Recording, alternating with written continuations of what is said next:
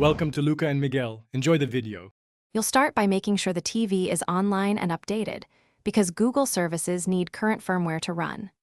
Sign into your Google account on a phone or PC first so you can quickly enter credentials. Once done, enable two-step only if you can access the secondary device. Next, switch the My TV to Android TV mode or install My TV Launcher.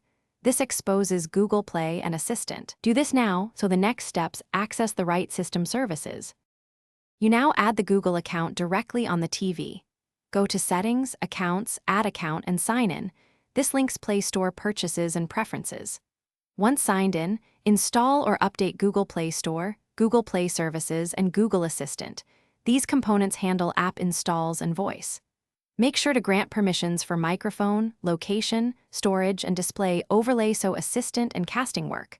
Otherwise, voice commands and app installs will fail when you try to use them. Finally, configure Google Assistant by opening the Assistant settings.